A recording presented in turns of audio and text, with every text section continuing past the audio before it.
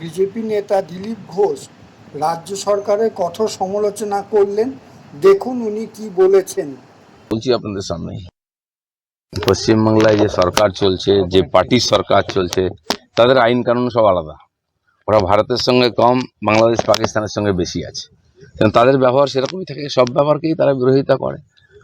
সংবিধানকে মানে না যারা, সুপ্রিম কোর্টকে মানে না, সংসদকে মানে না, তাদের কাছ থেকে আর বেশি কিছু আশা করা যায় না। সব কিছুকে বিকৃতি করা, সব কিছুকে আর নিজের মতো নাম দিয়ে দেওয়া, কেন্দ্রীয় প্রকল্প, এটা প্রথম থেকে আসে, এটাও তাই হচ্ছে।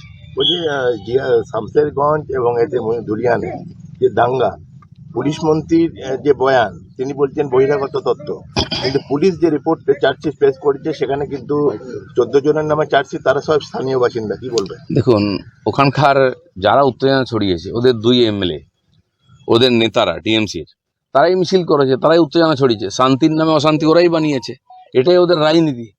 একটা সম্প্রদায়কে খেপিয়ে আর ভড়কে ভোট নেওয়া, এটাই রাজনীতি ওদের, সেটাই করেছে, পরিষ্কার ছিল।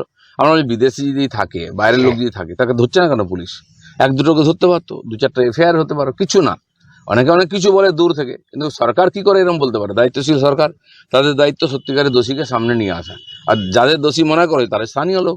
আর সবাই জানে, ভিডিওতেও আছে, একাধিকবার ওখানকার লোকেরাও বলছে, স্থানীয় লোকেরাই উৎপাত করেছে, যারা জানে তারা ভাঙাভাঙি করেছে, মন্দির ভেঙেছে, দোকান লুট করেছে, হিন্দুদেরকে হত্যা করেছে, সবই স্থানীয় লোকেরা করেছে। আর তারা সব ক্রিমিনাল, তারা সব টিএমসির ছাতার তলায় আছে।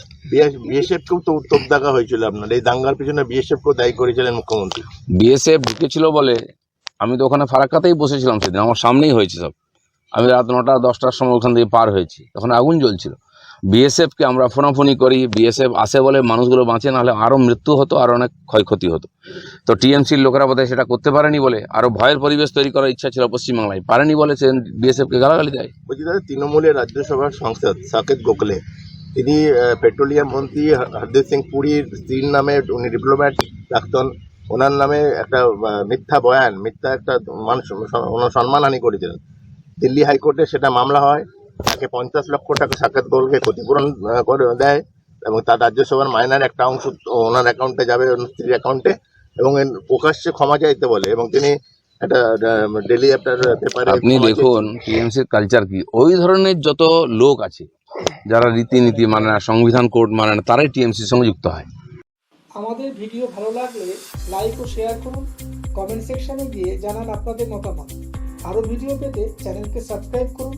প্রতি মুহূর্তে খবরের আপডেট পেতে প্রেস করুন বেল আইকন।